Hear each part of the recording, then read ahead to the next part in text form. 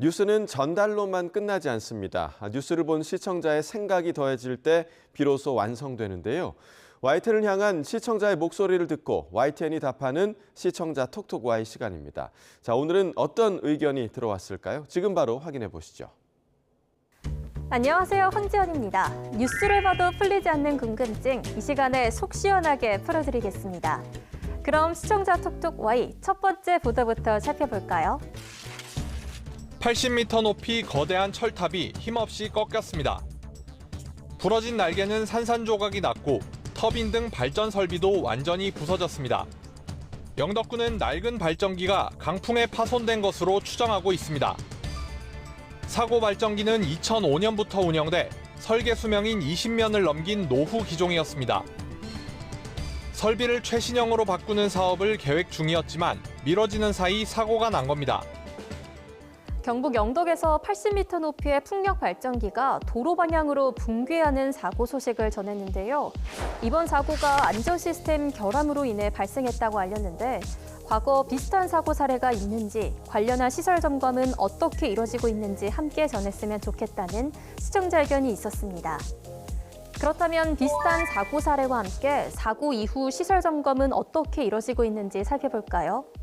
국내 풍력발전기 시설물 사고는 2016년 강원 태백에 이어 작년에도 전남 화순에서 비슷한 사고가 발생했습니다.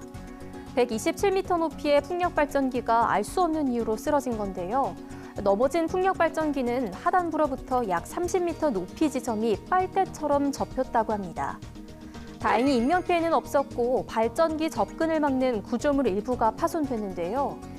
최근에 발생했던 경북 영덕 사고를 계기로 노후 풍력발전소에 대한 국민적 우려가 커지는 가운데 전국 최대 규모의 풍력발전단지를 보유한 영양에서도 관련 점검과 대응 체계 강화에 나섰다고 합니다.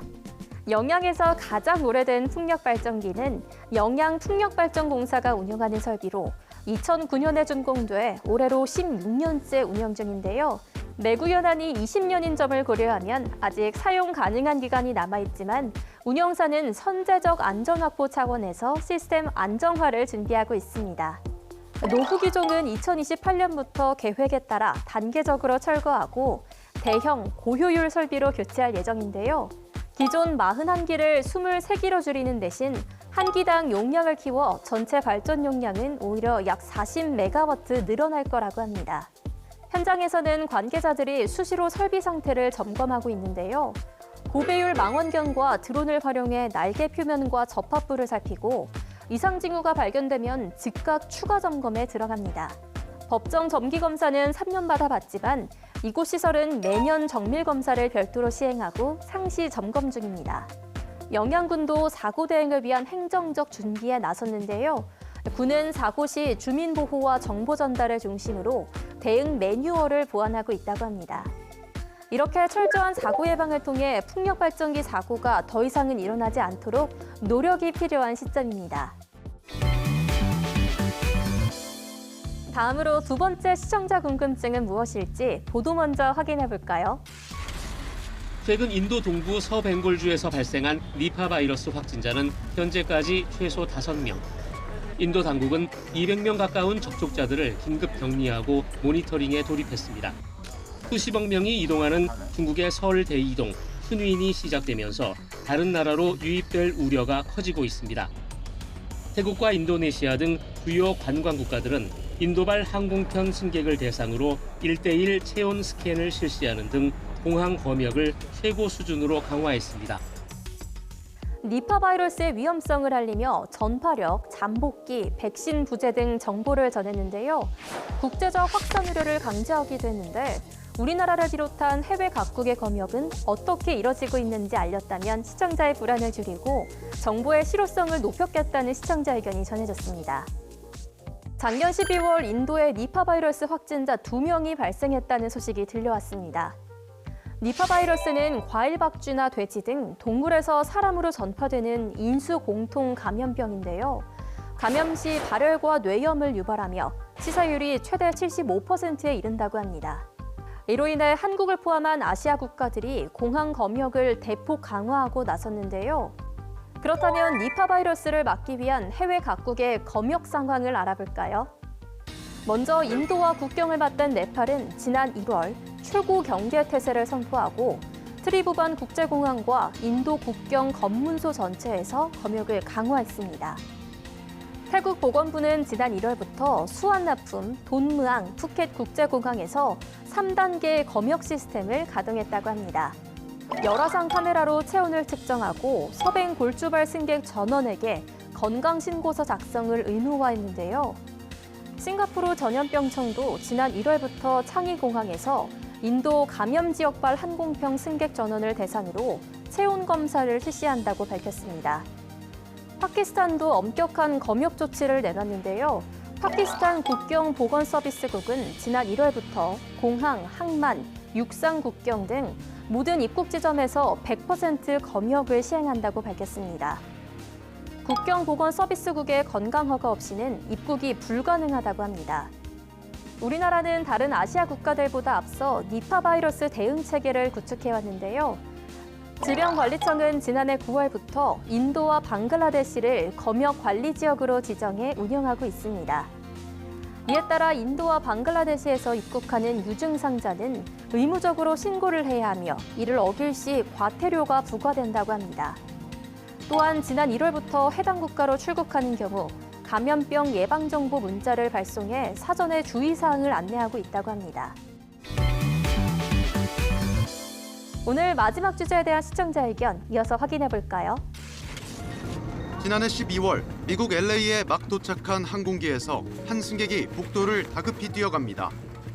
여객기 출구 쪽에 의식을 잃은 흑인 남성이 쓰러져 있다는 소식을 들었기 때문입니다. 급히 뛰어온 이 승객은 다름 아닌 같은 여객기에 타 있던 한국인 응급구조사였습니다. 그렇게 심정지 환자의 골든타임 4분 동안 산소호흡기와 제세동기를 쓰면서 능숙하게 심폐소생술을 이어갔습니다. 얼마 전 여객기에서 쓰러진 외국인을 한국인 응급구조사가 심폐소생술로 구한 소식을 알렸는데요. 우리나라와 주요 선진국의 일반인 심폐소생술 시행률과 일반인이 심폐소생술을 배울 수 있는 곳을 안내하면 도움이 됐겠다는 시청자 의견이 있어 가지고 와봤습니다. 누군가가 갑자기 쓰러졌을 때 일반인이 가장 간단하게 응급처치할 수 있는 방법, 바로 심폐소생술인데요. 순간의 행동이 한 사람을 살릴 수 있는 만큼 심폐소생술의 중요성은 매우 큽니다. 이렇게 중요한 심폐소생술, 일반인 시행률은 얼마나 되는지 알아볼까요? 일반인 심폐소생술 시행률이란 병원 도착 전에 근무 중인 구급대원 및 의료인을 제외한 일반인에 의해 심폐소생술이 시행된 급성 심장정지 환자의 비율을 뜻합니다. 질병관리청 자료에 따르면 국내 일반인 심폐소생술 시행률은 2014년도 10%대에서 2023년에 이르러 30%대까지 꾸준히 증가했는데요. 다만 영국 70%, 미국 40.2%, 일본 50.2% 등 주요 선진국들에 비해 아직 일반인 심폐소생술 시행률이 낮다는 지적이 있습니다. 그렇다면 일반인이 심폐소생술을 제대로 배우고 싶을 때는 어떤 방법이 있을까요? 대표적으로는 한국심폐소생술교육원, 대한심폐소생협회 등에서 일정에 맞춰 교육을 신청할 수도 있고요.